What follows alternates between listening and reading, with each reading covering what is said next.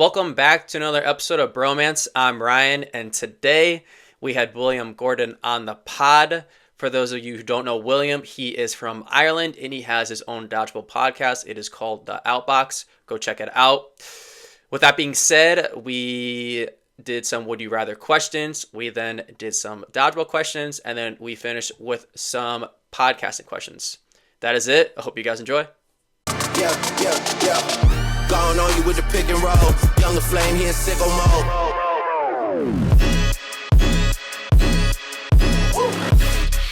This is here with all the ice on in the booth. Welcome back to another episode of Bromance. I'm Ryan, and today we got William Gordon on the pod. William, how we doing? Thank you for having me. I'm doing very well today. I'm starting a new job on Monday, so I'm enjoying my last freedom during the weekdays. Awesome. And you just had a trip too? Yeah, I just got back from skiing last week, so it's all happening. Skiing is like one thing for me, like winter sports, no skiing. I know it's not a winter sport, but like snowboarding, or actually that is skateboarding. I meant skateboarding or skating or anything like that. I've never really gotten into. Well, me neither. But I figured, I got invited on like a group trip, and I figured like I might as well do this while my knees are still young. Um, because in a couple of years, I'm probably not going to be able to get away with this, especially with the sport that we play. Okay. Do we want to talk about like where we went, or where you live actually? I think we should just kind of get into that first. So, where do you live? What country are you from? So I'm from Northern Ireland. I think, let's see, I feel the red dot on my forehead now. Um, this is a question I never really want to answer without like a lawyer and an anthropologist present. But yeah, I'm from Northern Ireland. I think for dodgeball purposes, that's a helpful distinguisher. I live in Belfast, which is where five of the six clubs in Northern Ireland are. I've lived here my whole life, apart from like 3 months earlier this year, or rather last year. Um, and yeah, that's me. I've all the time I've ever spent playing dodgeball has been in Northern Ireland. Awesome. So let's just hop right into. Let's start with Would You Rather, then we'll get into my questions and then some dodgeball questions. Are you ready? Mm-hmm. All right. My first Would You Rather question: Would you rather live in New York City for a year or Dublin? Okay, I've been to Dublin a couple of times as a tourist, and I think it is very pretty, but it is incredibly expensive to live in. That being said, I don't think Northern don't know where that came from. I don't know where New York is necessarily going to be different from that. So I'll say Dublin just to be near from home, and I have a couple of friends there. So I got these questions from ChatGPT, and I mean, I've never been to Ireland, but is Dublin kind of similar to New York City, like skyscrapers, very expensive, a lot of stuff going on? No? So Dublin's in the south. It's the capital of like the of Ireland, I guess you could say. Oh my word, I'm such a bad ambassador. But yeah, no, it is not. I would honestly say Belfast. Belfast is the capital of the north. Um, it probably fits that description more. Okay. Um, People from Dublin are probably going to start fighting me, but yeah, I would say Belfast is probably the more industrial of the two. Dublin's the prettier one. When I was going through on ChatGPT, like, give me would you rather questions for someone who lives in Ireland, I live in America, and then all the differences, I was like, oh, wow, I didn't realize a lot of this, honestly. Let's move on to the next question. My second question: Would you rather have free-ish healthcare in Ireland with a lower salary or a higher salary but have to pay for healthcare? Okay, well, in the north, we're part of the UK, so we have the NHS, so it is free healthcare. Um, I genuinely the idea of the American healthcare system scares me so much. So I would never even slightly entertain that. I've never, I mean, touch wood, but like I've never broken a bone. I've never really had like a health emergency or anything, but in case that day ever arises, I'll take the former. I absolutely hate doctors with a passion. All right, and my last question. Would you rather deal with America's extreme weather, snow, tornadoes, hurricanes, etc., but see all four seasons, winter, spring, summer, and fall, or have Ireland weather with a constant rain and clouds? Okay, so I actually kind of have lived both. Um, First of all, I do have to defend my home in that it does get a little bit warmer. It's warmer in the summer. But I get what you mean. I do not deal well with extreme weather at all. I think it's like a nice way of quarantining all of us in this country. It never, I mean, I'm going to give this in Celsius, so this probably means nothing to you, but it never really goes below zero and it never really goes above 30. Um, I don't think I've ever actually seen a temperature above 30 at home. Um, so whatever that is in Fahrenheit. Um, but a couple months ago, I lived in Cyprus for 3 months for like an internship, and I got my fair share of extreme weather there. I was on a boat and I saw just like a water spout in the distance, and I had that moment of like, oh, okay, so like we're gonna die. Um, there were I don't really think I've ever been that close to a lightning storm before. Um, Case in point, I'm happy with my little mild, kind of drizzle throughout the year. So I'll take the same weather all year. Yeah, that doesn't sound bad. So, as you're answering the question, I looked it up, and 30 degrees, I'm sorry, 30 Celsius is 86 degrees Fahrenheit. So that's not bad. Well, it never goes above that. It never goes above that. Okay, that's so for where I live in Connecticut, it's New England, northeastern America, and in the summer sometimes they'll get up to 100 degrees Fahrenheit, which is 37 degrees Celsius. But currently it is 15 degrees where I live with like 2 feet of snow on the ground, and it is -9 degrees Celsius. Could not be me. Yeah, it's I mean it's cool seeing all the different seasons in the year, but yeah, it goes from one extreme to the other. Well, from what I hear, we feel the cold a little bit more intensely here because there's just more moisture in the air, but that's pure rumor and conjecture. I've never been in North America during the winter. Hmm. It's I mean it definitely gets windy. The wind chill is definitely a real thing out here, but yeah, I mean it's not going to be like -10 or 20 degrees. It might hit negative degrees in the winter once or twice, but it's not bad honestly. I mean I'm also kind of used to it at this point. Mhm. All right, let's move on to some dodgeball questions. Are you ready? Mhm. All right, my first question. How did you get into dodgeball? Um, kind of brute forced it actually. I started uni in 2021. So this was kind of a lot of the clubs were still getting back up and running after COVID. And I had decided, okay, I'm at university now. I'm going to find my funny, attractive, diverse, amazing, talented social group of friends. And we're all going to sit on the grass and pose for a textbook picture and laugh together. And I decided that the way for that to happen was to just join a bunch of societies. Unfortunately, a lot of them were shut down. So I did marine biology at university. So there was like the sub aqua committee, what word am I looking for? Club. There was like a sailing club. That was a bit of a pipe dream, but there were a lot of clubs, and they never applied to me. So the only clubs that ever got back to me were the Caving Club and Dodgeball Club. I think I stayed in the Caving Club group chat for like 3 years. I'm actually still. I think they just moved it. I think I'm still technically in it. Hmm. But then I showed up to dodgeball and I had such a fun time because like dodgeball is just it's one of the most fun sports just inherently to play, even if you have absolutely no experience. And it was just this really fun, accepting group of people. Um, and I found my community and I stayed. So you got into dodgeball through university, so college? Yeah. That's awesome. Is college dodgeball a big thing out in Ireland? No, well, actually, up until recently, I went to Queen's University Belfast. It was the only university club on the entire island. There is no university club in the south. Um, Recently, friends of the pod, Sewon and Lucy, started a university club in in Derry, up in, a bit further in the north. And that is the only dodgeball club outside of Belfast in Northern Ireland. That started this year. I'm really, really excited about that.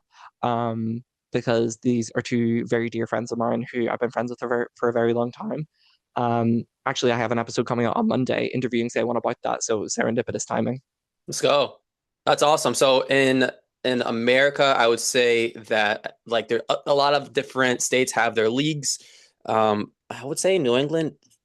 I would say New England college dodgeball really isn't a thing or something that I've really heard of, but definitely out in Midwest where like the bigger colleges like Michigan, Ohio State, kind of that area, they'll have a lot of dodgeball, which is pretty cool. But it's not like foam dodgeball. It's 8.5 pinch. I think it's like 12 on 12. The courts are massive. It's a totally different game. All right, let's move on to the next question. How long have you been playing dodgeball? Ooh. Um, so 4 years and some change. I think we're coming up on 4.5. I started in my first year of uni. I graduated in my fourth year in June. So yeah, 4.5.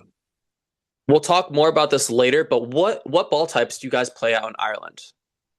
Sloth, like exclusively. Oh well, okay. The South does. I believe the South does a bit more foam, but at the very least in Northern Ireland, like you would not like it's pretty much exclusively cloth. I don't think Northern Ireland has fielded a foam team within my memory of looking at international competitions. Is no sting a thing out there? Pardon. Oh, you don't even know what no sting ball is. It's like a smaller 8.5 ball. I believe the exact dimension is 7 inches, but it used to be pretty popular in America, especially like the Sky Zone days, but not so much anymore. Like rubber balls? Yeah, rubber balls. Yep. Like the No, smaller not at all. ones. No, not at all. It's not a big thing in Canada either. I found out this past summer.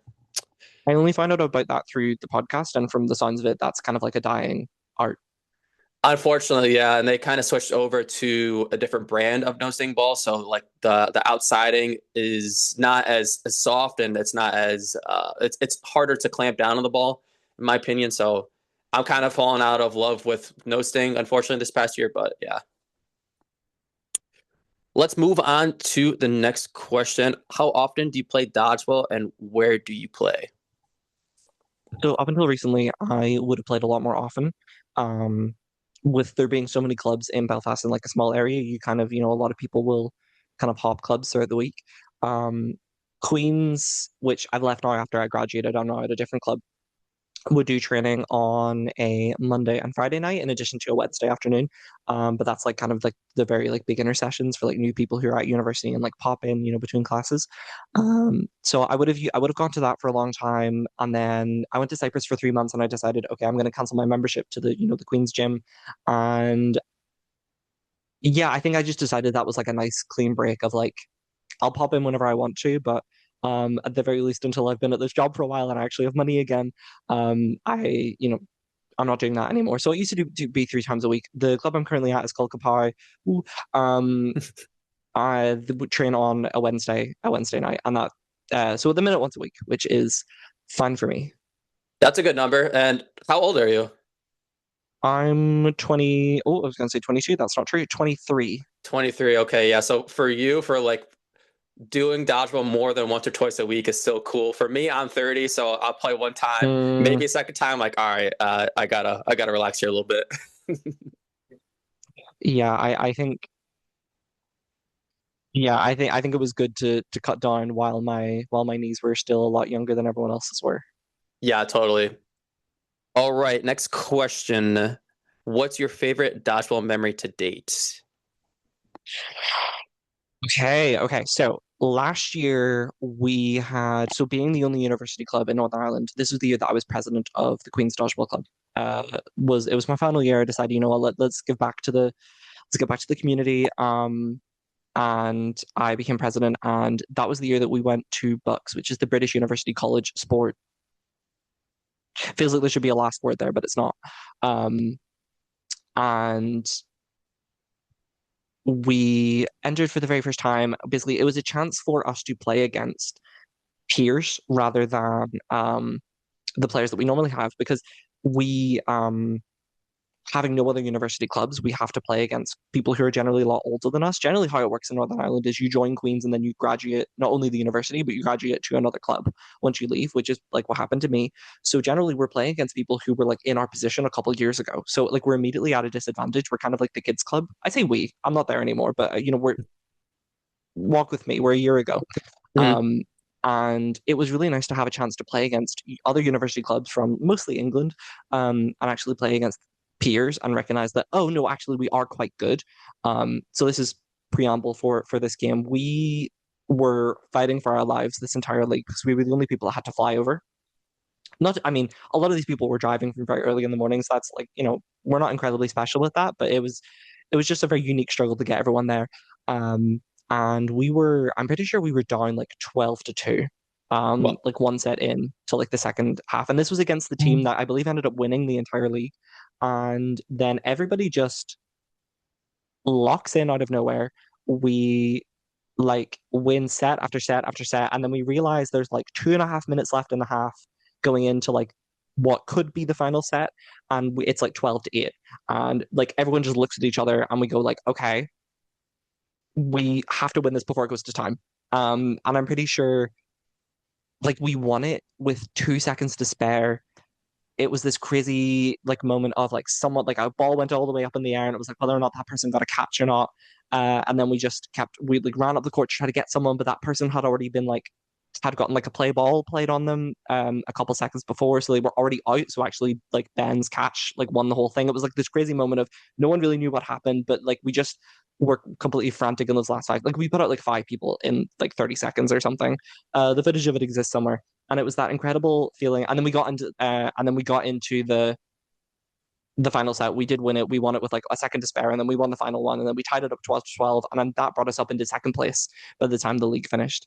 And it was this incredible moment of we hadn't even started National League yet. We didn't even know what our men's team was going to look like because so many people had vacated the club at the same time. That's just how a university club works. It'll work out where a lot of the leaving will line up at the same time, and you'll kind of get devastated every couple of years.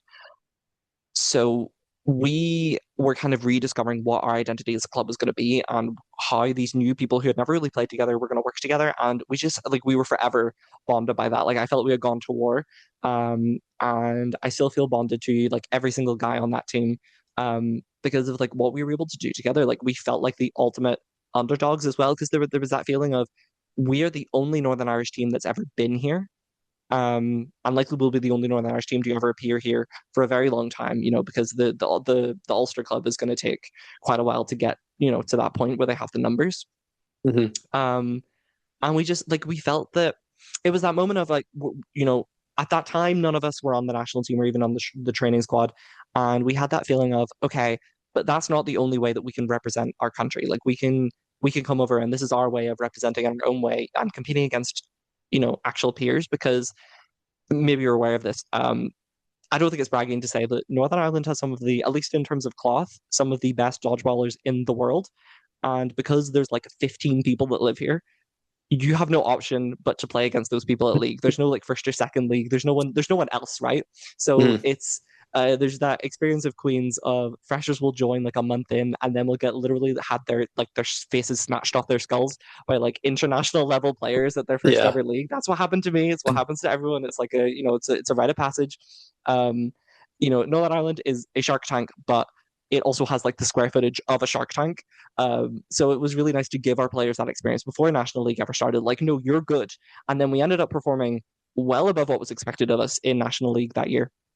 And I think part of that was having the confidence of realizing, like, oh no, actually, we are allowed to do things without being like shot on sight. Can you go into more depth about clubs in Ireland? Sure, yeah. So in Belfast, we've actually seen like two new. So for the longest time that I was at Queens, there were four clubs. It was Queens, Ballyhack, Capow, and Crossfire. They were all in Belfast. Um, Belfast Tornadoes got started about 2 years ago, I want to say, and they're now starting to appear at league. They were also in Belfast, and then the Ulster Club, which I told you about, is the other university club, and they're in Derry. I don't have a massive grasp on what the clubs are like in the south. There's the Dublin Open every year where we see a lot of them, so I kind of am vaguely familiar with what the clubs are, but by no means would I say that my knowledge of that is comprehensive.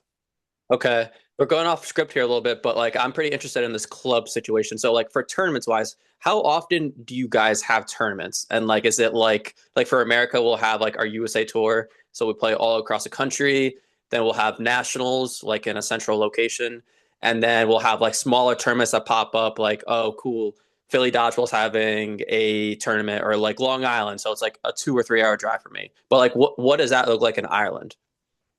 Well, the only club that isn't in Belfast doesn't attend leagues at the minute. I think they went to one open recently, which was fun. But ostensibly, other than that, every single club that attends the league is in one city, so it's always in Belfast, and then no one really has that far to travel. Like I live about 30 minutes outside of Belfast, so like that's the extent of traveling for me.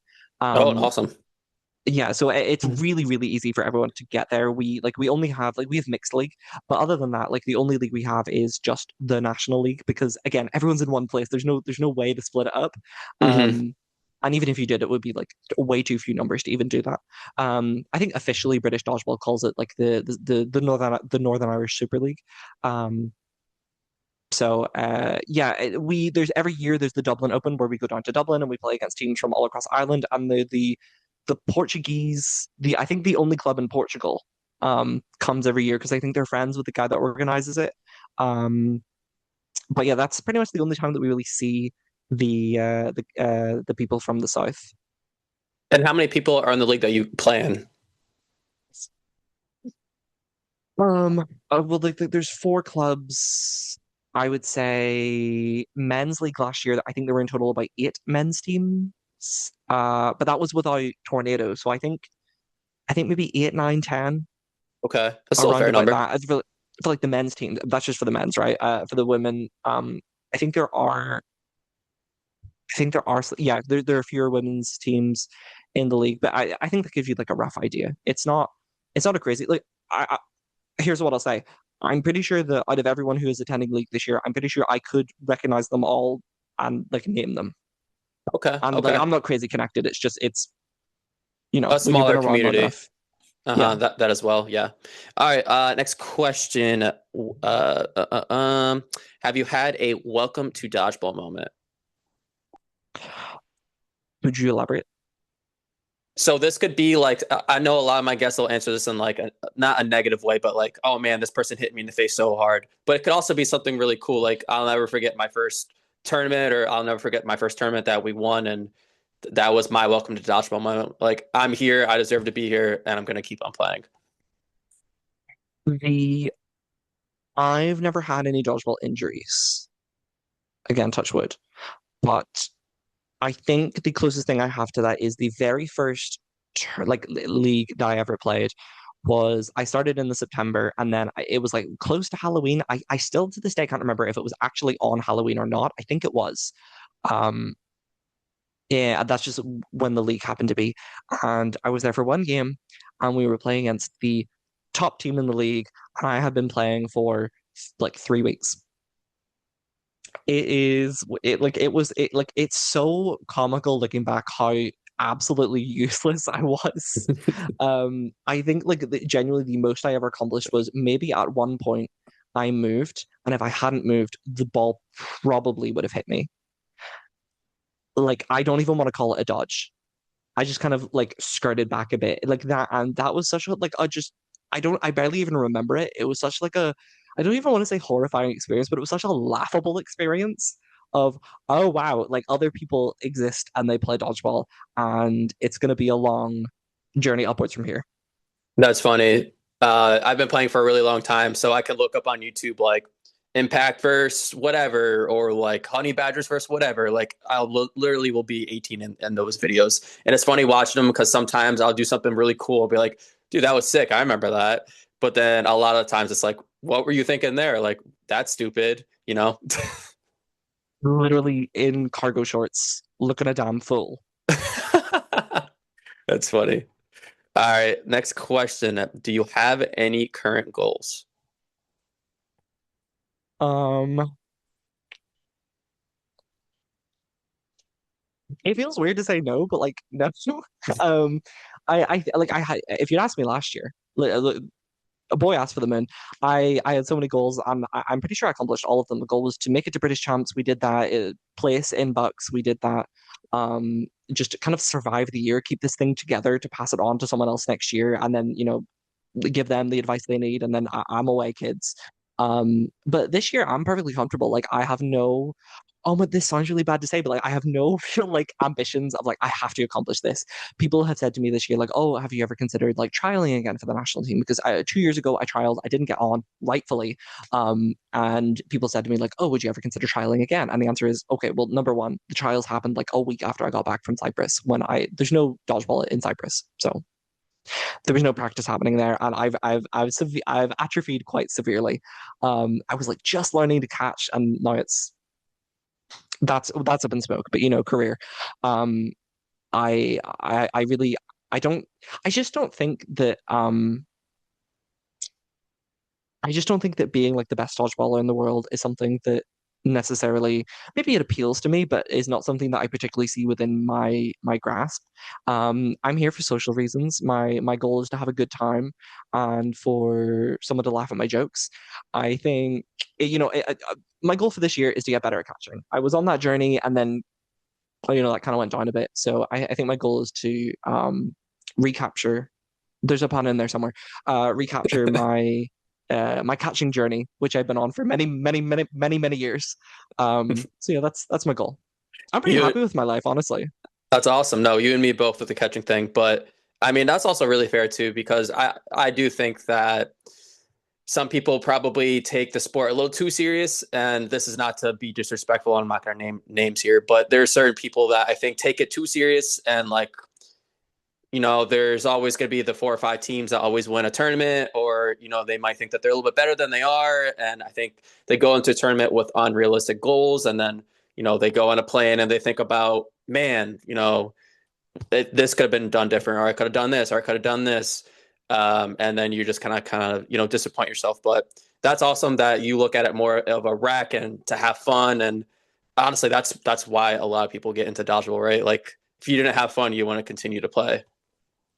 Yeah, but also, like I do actually want to hold space for the people that are like hyper competitive and are like so driven like that, because like that just isn't me. And I think it's easy for me to say like, oh well, I'm just not that ambitious. While also I can fully acknowledge that being like an incredible dodgeball player is maybe not something that was ever going to be on the cards for me. Like I've got a pretty low ceiling on like how coordinated I can be. Like just walking through my life, I'm like a swan on the motorway. Like I'm just not a particularly coordinated person. I'm not actually a sporty person.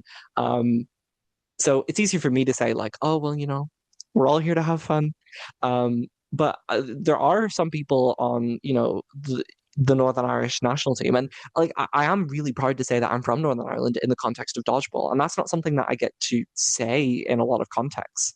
Um, just with the the history and the anyway, let's not get into that. But um, I am really proud to say that I'm from Northern Ireland in a dodgeball context, because I get to go to a lot of these competitions, in like my little Northern Ireland top, and then I'm legally obligated to tell them I'm not on the team. That's a joke. But I it's so fun. Like I look at some of these people who are performing on such a high level in the national team, and I see them like almost popping blood vessels while they're playing, and I'm like, like thank you for giving up being a normal person, so that I can sit here, in the peanut gallery, and have a good time, and know that I'm in good hands as a fan, because it's weird because like I do technically know a lot of these people, and I've spoken to a lot of these people. But like in the context of them being on the court, like yeah, like I'm a fan. Like I think what they do is amazing. And I think they're driven and they're performing on a level that maybe one day is in reach for me. Mhm. But I think at this point, we're looking at a future where that probably isn't in the cards. And I think it's great to like engage on that level as well. That's fair. So That's fair. if you're hyper competitive out there and you nearly die every time you play dodgeball, honestly, respect to you.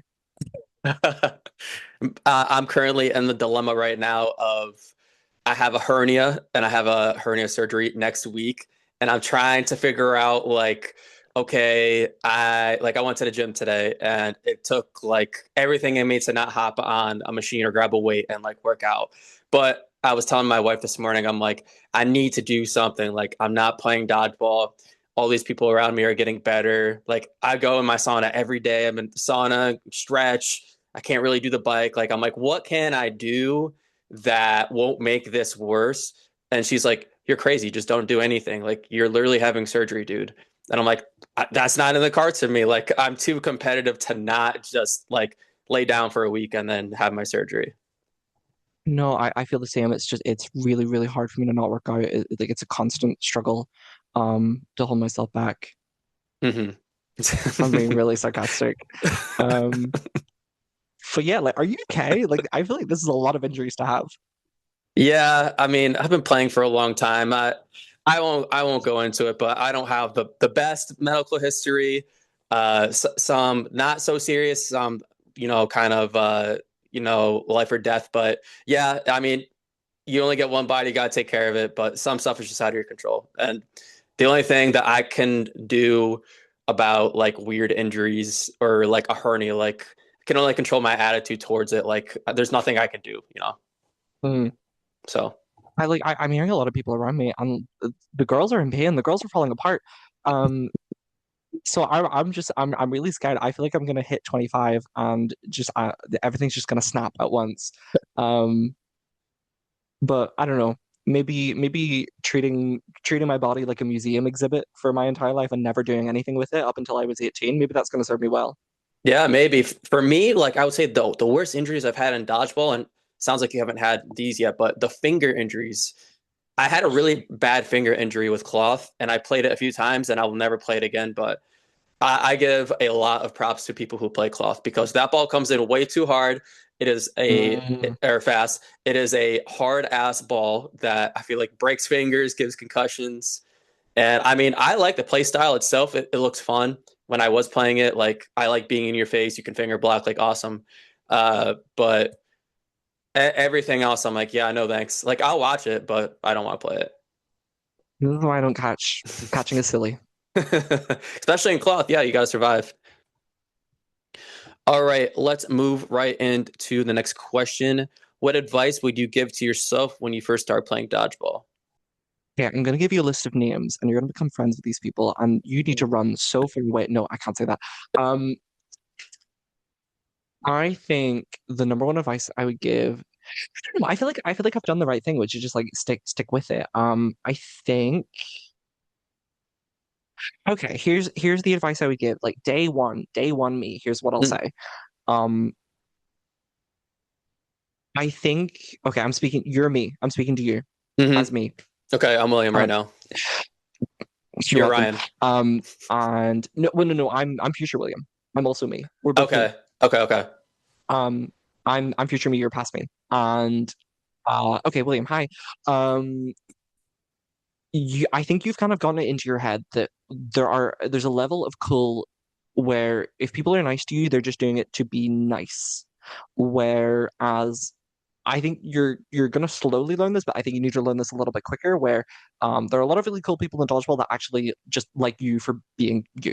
And you've got a lot to bring to your table, and I think you just need to be able to accept that rather than like slowly backing out like a lizard trying to crawl out of its skin. Um, I think if you had done that a little bit earlier, I mean, like, listen, like you've got like a great social life now, but it's not as if that's hindered you in any way. But I think if you just were able to accept that a lot sooner, I think just the process would have been a lot easier. Um, again, just socially, there's nothing really where I can think of. Yeah. Hey, the year that you're president of Queens, everything is eventually just going to turn out okay. It's going to be hard work, but like it's going to be all right. You don't need to panic this much. Good advice, future William. Thank you. You're welcome. All right, bye. Bye. All right. Next question. Favorite ball type, least favorite ball type, and why? Well, favorite cloth because it's all I've got. Least favorite. Like maybe you Okay, haven't well, played it, but you've heard about it and you're like, ew, no way. I've dabbled in foam. I've foamed up. I've never played rubber, but I have a rough idea of what that would feel like. And I feel like that would feel bad. Also, I don't want to disrespect the foam playing divas out there, so I'm gonna go with rubber. Because I think all of the people who are fans of that are above 40, and I think I can take them in a fight. The good answer. I will say though, rubber really doesn't hurt. It might sting a little bit. I've gotten hit in the face plenty of times from a rubber no sting ball. Yes, it'll hurt. Yeah, you get teared up a little bit and whatever eye you got hit. But honestly, it's not bad. And sometimes now I'm gonna sound like a sick fuck by saying this, but like I've played in a tournament one time where the very first series, I'm like, boys, drank way too much yesterday. I'm very hungover. Don't expect a lot from me. Like, okay, cool. Normally I play corner. For this tournament, I played in the middle. Very first throw of the entire tournament, one of the hardest throwing players in the gym, hits me square in the face with a no sting ball. And I'm like, guys, I needed that. Like, I'm locked in. Let's go. And then we won the tournament. Not that we wouldn't have it if I didn't play corner, but I'm like, okay, I'm ready to go. Let's go. Because you need it. Exactly. All right. Next question. What's the biggest challenge you faced in dodgeball so far? Definitely catching.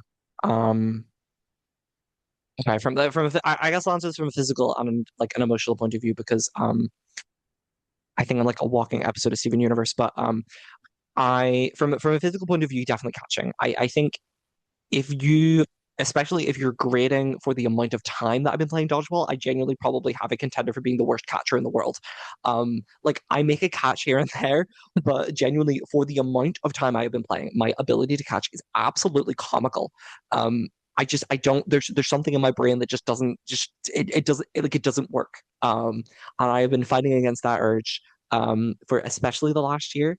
There was a point like genuinely a year in where like I could count the number of catches that I had made like on two hands, and every time I made one, I'd be like, guys, that was number 12, which you can't count on two hands. But point being, right? Before I went to Cyprus, things were going really, really well. Obviously, that's atrophied a little bit. I'm trying to get back there, but it's fewer, it's just fewer training sessions a week. And again, I'm perfectly fine with whatever happens era. Um, I've made a couple of catches at leagues and opens, and that never would have happened before. So it definitely is an upward trajectory. There is an evolution, but evolution takes millions of years. Um, so I'm just gonna see what happens. There was a time where I would like really beat myself up, where if I walked out of a session having not made a catch, I would really beat myself up, and I'd recognize that we were in like the last 2 minutes, and I would start being like, I have to get it, I have to get it, I have to get it, and then I would drop on and then completely freak out, and then I was getting really angry at myself, and that helps no one. Um, so yeah, I think emotionally my biggest challenge has really been just accepting that like I don't have to be perfect for like people to love me. I think a lot of people get into this mindset of dodgeball where like there's almost kind of like a built-in hierarchy. Someone recently said something to me which was so insightful where they said like, William, I feel like you have such a like deep built-in like sense of reverence. Not even like a way of being like respectful, but in a sense of I kind of tend to recognize hierarchy where there isn't one, Hmm. where you come into the dodgeball scene and like number one, there's people more experienced than you, but number two, there are people who are like really good at dodgeball. And I think you kind of um I've spoken to a lot of people about this, where you kind of have this built in like, oh my word, they're like, that's them. When they're literally just a person. We're playing dodgeball, like calm down, no one is anyone. Um and that kind of has translated into a lot of my friends are a lot better at dodgeball than I am. I actually think like almost yeah, like yeah, almost all of my friends are better at dodgeball than me. And I have the sense of like, oh well, I have to be really good to keep up. No, you don't. Like that's not why your friends like you. Also, that is so like that's so silly. But I think whenever like you know these people and you're friends with these people and you talk with these people in this context, you feel the need to keep up. And I think like we're not like we're not in divergent. Like it's okay. And I think that's been like my biggest like I need to like unlearn this behavior of thinking that like my value in the social scene, even though it's built on the sport, is not dependent on how good I am at this sport. For sure. Yeah, for sure. I always tell people like, again, I'm not going to name names, but like, I'll be on a random team and we'll be playing a random team, and I could see like the look in people's eyes, or I hear someone talk about someone, and I'm like, hey, whoa. They're not any better than you are, okay? Like talent wise, yes, but like you can outsmart them. You deserve to be on this dodgeball court with them. Like, they are not a celebrity. They are not a dodgeball god. Like, don't step on the court with the mindset of we're fucked, or like, oh my God, this person's Mm. gonna own me, you know? Hell no. Like, this is a challenge, of course, but like, you got it. All right. My last question, and then we'll move on to some podcasting questions. Do you have any hobbies other than dodgeball? Yes, I actually I really pride myself on someone that I'm very interested in just like living my life. And that sounds silly, but I feel like you talk to a lot of people and they, you ask how was your week and they go like, oh, work. Come on, give me something, you know? So Yeah. I like you don't have to live an interesting life, you just have to be interested in the life that you live, you know? So I love to run. I really, really love to run. That's like my other thing alongside dodgeball. But again, I couldn't like barely run the length of myself until there were some people from dodgeball who had said like, oh, we're going on like a 5K. Do you want to come with us? And I said, sure. And then turns out I was a lot better at that than I thought I was. I have like no natural talent for anything physical except running, apparently. Like I'm just like I have like the runner's build, I guess. Um, so like that's been a big thing for me. I love to run. I love to read. I set myself the goal last year of I realized that I hadn't read any books in like 2 years. So I set myself the goal of I called it 23 before 23, where I had to read 23 books before my 23rd birthday. And I read 39. So Oh, that was let's a big go. like yeah, that was big into, getting me back into reading. So this year I love books. I really, really do love reading. And I have a lot of support local libraries. Libraries are cool. Um, and I have set myself a goal this year of 24 before 24, which I'm like definitely going to hit, but it's just for the sake of having something going. And then flip side of that, I love reading. Nope, already said that. What's the other one? Writing. I love writing. I have like oh, this sounds like a horrible sentence to say, but I have a novel that I've been working on the side for a long time, that I'm like 90,000 words into. I'm like almost finished with one of the sections at the minute. How many And that's just pages like a is fun little. 90,000 words? Oh, like I have the Word document open in the background. Let me find the ways. 136, but that's without formatting. Ooh, So damn. yeah, but yeah, I mean that's literally just like it's probably not even that good, but it's just like a casual thing I have going on the side. I'm like, but like, I think my big thing this year, I've been trying to force myself into actually having hobbies. Um, so I literally have like a to-do list. While I've been waiting to start this job of like write, read, play Pokemon, do whatever you need to do. And well, obviously like the podcast on the side that's been on a hiatus for a very long time last year, and it's making a comeback. I have a lot of episodes in the can, so I've been working pretty hard on that. Awesome. So let's kind of move right into the podcasting part. So I went through and I was listening to some of your podcasts, and I like how they're a little bit shorter. That way you can kind of knock out three or four at a time. But let's talk about it. So, can you just in general talk about your podcast? Yeah, so my podcast is called The Outbox, and the idea of it is really that whenever you listen to an episode, literally anybody could be on. It doesn't matter what level they're playing at, like what kind of aspect of the dodgeball world they're involved in, or what country they're in.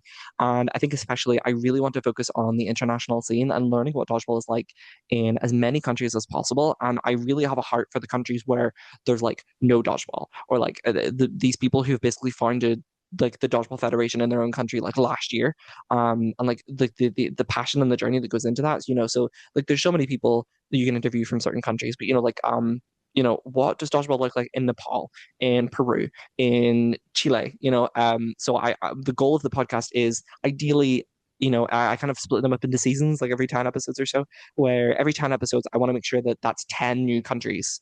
Or there's no repeats, and at the very least, like maybe 4 or 5 of them are like new countries that I haven't gotten to before. Obviously, that's getting more difficult over time. Um, but yeah, they're like 30-minute interviews. Like if you listen to them, I kind of ask the same questions every time because really it's just I want to get to know what the dodgeball structure is like in that country. How many clubs are there? What's the league format? Is there a league format? What's your journey? And I kind of adapt it, right? Like if I'm interviewing someone from the USA, I'm gonna ask very, very different questions to someone who lives in, say, like Peru, who's like the guy that I interviewed from Peru, Nicholas. He was incredible. He was he started dodgeball in Peru all by himself by going into Oh schools wow. and like yeah, by going into schools and like teaching kids how to play and like hosting these events. He's basically the only adult player in the entire country, right? So like obviously I'm not going to ask like, oh well, what's the league format? You know, so there's so many different questions that I can ask based on whoever it is. But generally it's like it's the same vibe. No, I mean that's really awesome. I think it is kind of important too that you do ask the same questions to different people that live in different countries because you're always going to get a different answer. All right, next question. How did you come up with the name? Well, I didn't. This was I've told the story a couple times where I initially the podcast started as guys, like I have this idea for a podcast. I'm not actually going to start one, but like if I were going to, this is what it would be. Um, and then I just so happened to say this to the wrong group of people, or I suppose in retrospect, the right group of people who spread it all around. We were on our way to a party, and then Caitlin Lindsay says in front of God and everyone at this party, basically like half of Northern Irish Dodgeball, oh hey guys, William's going to start a podcast. And then from there, like, you know, what am I going to do? Take it back? So I rose to the challenge. And then on the way back, deep friend of the pod, Sam Eriker, who's been on the podcast, said, "Oh, this would be a great name, the Outbox." He designed the logo, and I mean, at that point, everything was done. So what got you into podcasting? Like, was there something where you're like, hey, I need to get my dodgeball takes off. I want to learn about, you know, different countries or different dodgeball or just be able to put people's stories and give them a platform? I mean, I don't really have dodgeball takes in terms of playing. Like the closest thing I have to an opinion on dodgeball is like that kit is ugly, and I hate suicides, leaps of faith, whatever you want to call them. That's the closest thing I really have. Like I have no real tactical insights into anything. I just love people and I love learning about the world. And so really the idea was basically just I want to hear from as many people as possible. But the spirit behind it was I've told the story before. I was working a really, really horrible job in a bar where I was working to 2 a.m. every night. And Stefan Leininger, friend of the pod, Stefan Leininger had started his podcast. Oh my word, what is it called? Oh my word, what is it called? Uh-oh. Is it? Sorry, I Uh-oh. am drawing a complete blank. I am a big fan of this podcast, This but person's I gonna literally kill you. everything dodgeball. I am so sorry, Stefan. Um, it's okay. You can just beat Northern Ireland at the next whatever we're at. Um, so yeah, so he had just started everything dodgeball, and I was like, I was such a big fan of it. I promise. And I think I was losing my mind in these shifts. Like we were just starting we were just. I think it was like one night. It was like literally the night before we went to Bucks, and I was like in my head panicking. And the way that I was translating that panic was to say like, um, imagining like 5 months later it had all worked out and we had like finished top of the league and I was like being interviewed on a podcast and saying like, well, Stefan, all we had to do was really just believe in ourselves. And oh my word, I had this incredible moment where I landed like 3 catches, and that was the moment it all really turned around. And it was just such an electric moment. And I guess thus it has come to pass. I'm on a podcast talking about how it was like a big success, just sans the catch. And I think in that moment I realized like, oh my word, like I have so much to talk about in terms of like my dodgeball journey and like where I've been and what it means to me. And I'm like, like and again, everyone in dodgeball is a nobody, but even in terms of the dodgeball world, I'm an absolute nobody. Like nobody is ever gonna, sit me down and be like, William, like we need to hear from you. And I realized that I think a lot of the podcasts, and this isn't a critique because a lot of the podcasts, it's like everything dodgeball is looking at like a lot of like really in-depth stuff with the sport itself. And so rightfully, and as well, it's just the people that Stefan would know. Stefan is interviewing people who are kind of like, really at a very, very high level, like the people that you would naturally go to for an interview. And I thought like, well, number one, like I don't want to step on toes. I've made it a point to never Stefan has interviewed a couple people from Northern Ireland who like I probably could, try to like wrangle in, but I've also said to myself like I don't want to interview the same people. Number one, because like it would be hard to like, he goes so in depth that it would be hard to cover new ground. But also I'm like, I want to let him have that, right? Um, Again, I mean, I say that like if we were competing for if we were competing for listens, like I would lose. Um, but that was kind of the mindset I'd gone into, specifically because like I kind of made my podcast like it is a bit of a reaction to his. So I was like, okay, well, let's just avoid any sort of comparison, right? Hmm. And then also just the sense of, um, I really want like I am a nobody and I have a story to tell.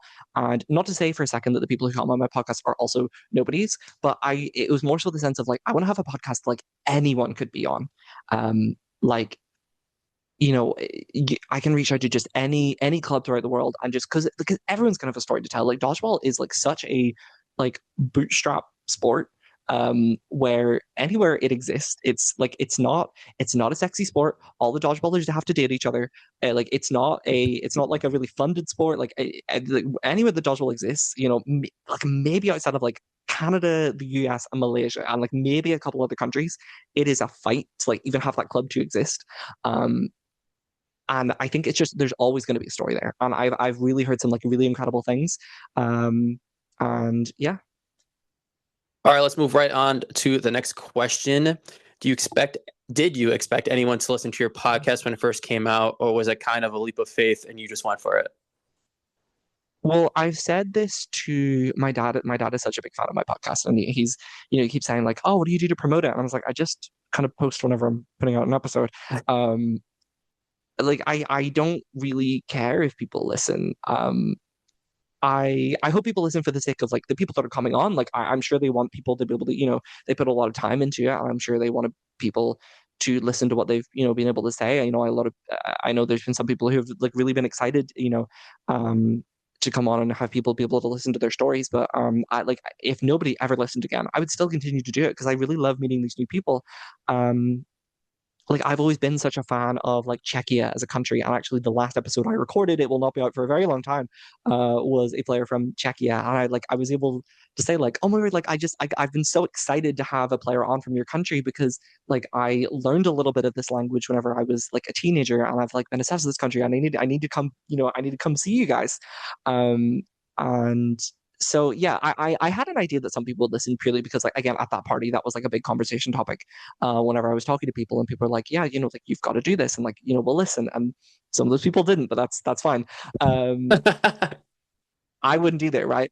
Uh, but it's been really surprising. Like every listen I have, like I won't pretend my podcast is doing numbers, right? Like, but every listen that I've gotten has been such a surprise and a blessing because, my assumption is always starting at zero. And anything else is, on top of that is just a little treat. For sure. I mean, when I first started podcasting, this was January of last year. Like, I can go back and look at the numbers and be like, damn, dude, like 8, 10, 12, whatever. But like, I wasn't expecting a lot of people to listen, especially at first. Not that I am now, but like the numbers now compared to beforehand it's not even close. But same thing with you on one of your previous answers where you're saying like you're not trying to have like a crossover. If someone is on the Stefan's podcast, that you also don't want to have them on. So I'm not sure if you're familiar with the Rushdown. Mm. So like I try to not have guests on that have been on the Rushdown just because I don't want that crossover. And I like me personally too, I try to highlight a lot of the smaller players, give them like a platform, and kind of like what you said too, like just give them the platform to talk. Let's move on to the next question. When did you realize people listen to your podcast? I'm sure it'll happen any day now. Yeah, just getting little messages from people, here and there, saying like, I hate to give him so much free press, but very early on, Stefan sent me a message saying like, oh, very cool, and it wasn't until I got to interview him for my podcast, which was like such an incredible episode, and he said like, oh, like I've actually been listening to a lot of the episodes. Stefan, you can unmute now. But yeah, like I get messages from time to time. Like one of the people I went to university with had said that to study for her exams, she was listening to the podcast. Like, she's never played dodgeball in her life, and she never will. She doesn't care about it. But just for the sake of having something to listen to while she was studying for her exam, she was sending me like, "Oh, I'm on episode 9 now." Like this was such like a good background listen. So yeah, like I mean, I had like the little it can be a little easy to get obsessed with numbers, but I have the Spotify for Creators app on my phone, or at least I did, whenever the podcast was, initially doing its first run up until episode 29, and I would check it every so often because it's like a little race. You get to see the numbers go up for each episode, and where's this one going to end up? What are the popular ones going to be?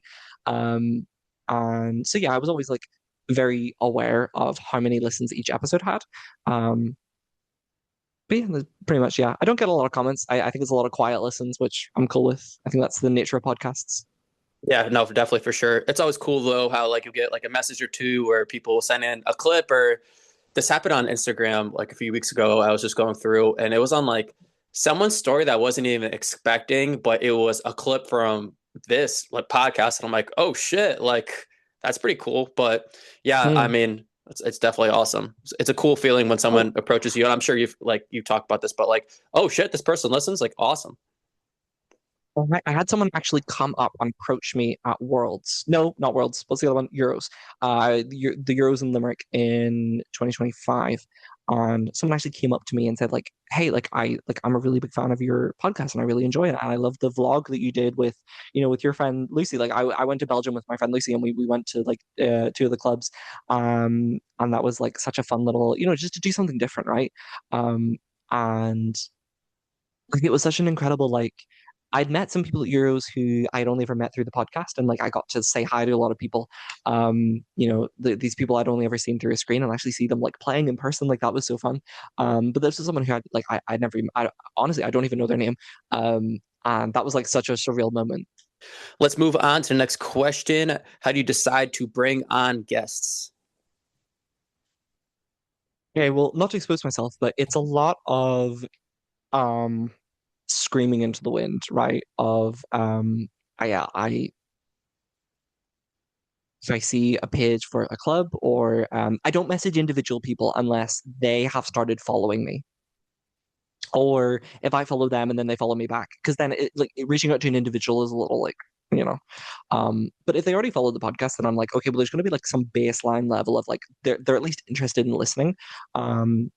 But yeah, I'm sending messages out to anyone and everyone.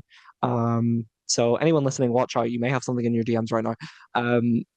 I tend to focus on, again, like I try to have every set of 10 episodes be a new, like a different set of 10 countries. And then once we reach like episode like 31, then we can start repeating. I kind of broke that rule, in the 20s, just to like kind of get over the finish line, to start a new one. But I'm sure you'll forgive me. Yeah, so I think like for every 10 messages I send out, I get one reply, and a lot of times it'll fizzle out. Like I had a team, I won't name names, there was a team that replied to me saying like, oh, can you send me a link to one of your episodes and we'll see if like we approve of like of your content. And then I never got a message back. I should circle back. But yeah, like, That's wild. That's wild. Yeah. It's a bit of a complicated process, right? Because like I'm not going within my local scene, and I'm not a recognizable name within the dodgeball world. So I think a lot of it is like I have to rely on the fact that like, guys, like I have a lot of episodes out. It got a lot easier once I had my foot on the door and people could see like, oh, this is actually a real podcast that exists. Shout out to the Luxembourg team, who were the first people who didn't know me already, who agreed to be on the podcast. That was such like a big help.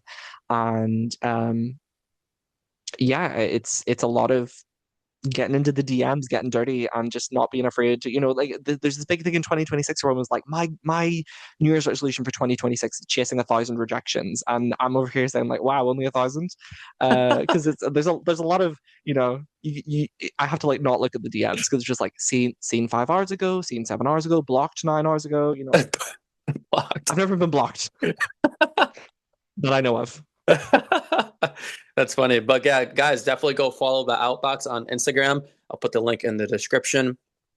Moving right on into our last question. What's the hardest part about having your guests on, with a lot of your guests being so widespread? Yeah, so there is a bit of a challenge in terms of time zones. There was one time I woke up at 6 a.m. Twice for episodes. Two of the really early episodes, I think they were both in like season 1. Two very early episodes, I had to wake up at 6 a.m. Before League, actually. to record those episodes, they were from, Malaysia and New Zealand. So, like whatever time works, right? Like up until recently, I haven't had a job. So I've basically said to people like, listen, you tell me when I will break whatever I need to break in my life that, to make, um, sorry, 1 second. But yeah, there's been challenges with I mean, I was willing to do this episode at like 1 a.m. if I needed to. There's been challenges with like not a language barrier, but people have been really self-conscious about their abilities with English. Like there's been times where I reached out to a Spanish club and they said we only have one player that can speak like English with with any sort of fluency, and he's like he's a minor. So we basically organized that one of the coaches in that club was going to be in the call at the same time, and so everything was like all clear, just for like safety reasons. And that was the thing. And he was really nervous coming. Like I give him so much credit. It was one of the episodes that didn't get a lot of listens. And I think I was so like, it feels weird to say, but I was so proud of him for like, he's coming on a podcast, representing his club and his country. And he doesn't even like, he spoke such amazing English, but he wasn't incredibly confident with it. And I think that was one of my favorite episodes because I was like, this is such an experience that I never thought that I would have. You know what I mean? Mm-hmm. No, it's awesome. And yeah, behind the scenes, we were going back and forth, and I was like, "Hey, like 7, 8-ish," and you're like, that's 1 o'clock, but I'll do it a.m." And I'm like, "Oh, hold on, like let's try to work something out here." So I'm glad that we're recording earlier for you. Me too. You're welcome. It was like 1 a.m. I'm like, no, I can't do that to him. We gotta figure something out. All right, but that's all the questions I got. Let's move right on into the intro. Do you have any closing thoughts / shout outs?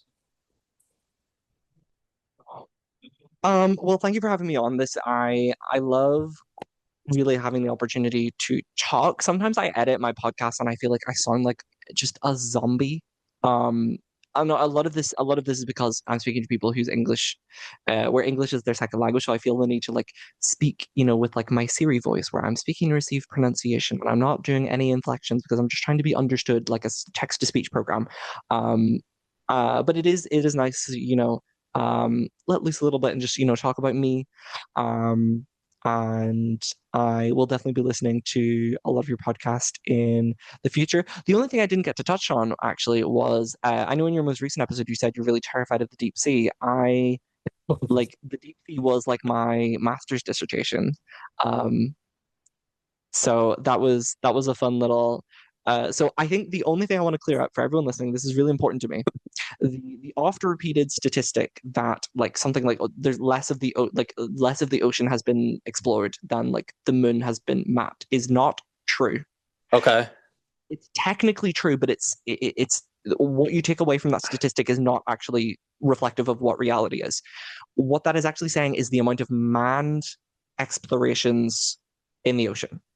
The vast, vast majority of the ocean is a desert. There's nothing there. There's no reason to go. We know where all of the ocean is. Like it's all accounted for, So like, there's no megalodon hiding anywhere.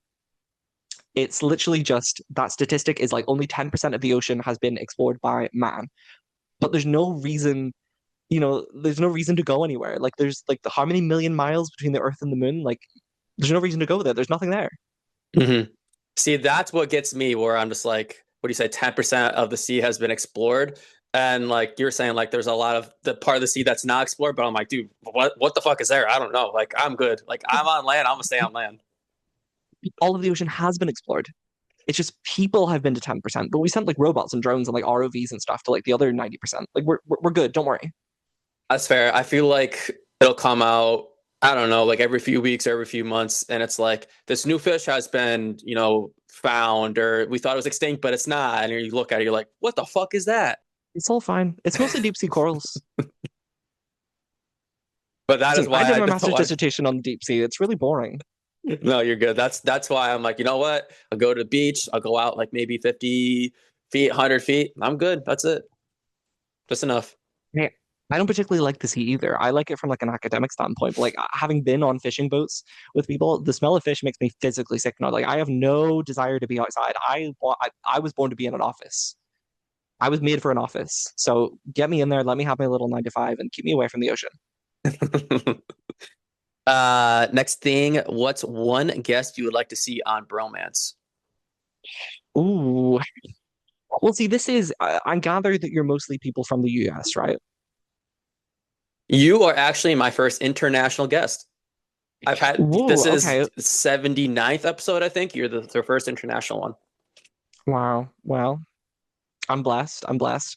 Um, so like my knowledge of the US dodgeball scene is pretty limited to who I've had on the podcast. I know you've had Abby Lee on because I saw that. She was on my podcast, and she was such a joy to have. So I guess that kills that answer. I think okay, if you were gonna have another here's okay, if you were gonna have someone from Northern Ireland, other than me on the podcast, who would I recommend? And I think I would have to say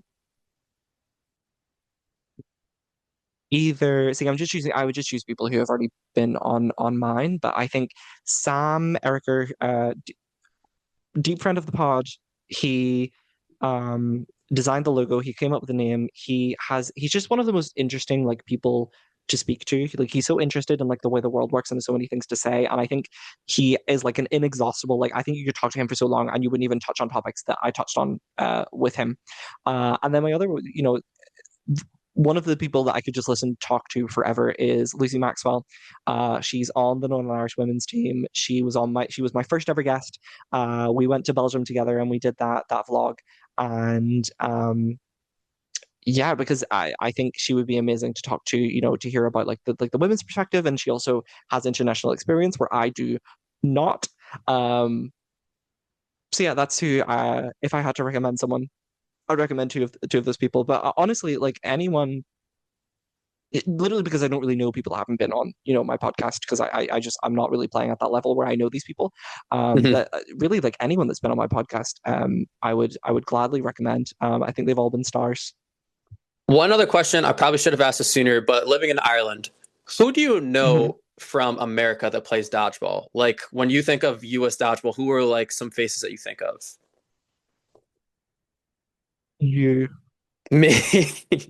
I'm not like I don't Okay. I'm not familiar with American dodgeball. I've been to Euros, I've never been to Worlds, I've never been exposed to that scene. Okay. Do you know who Shota is? I'm sure I should. Definitely. Do you know who Eli Hashimoto is?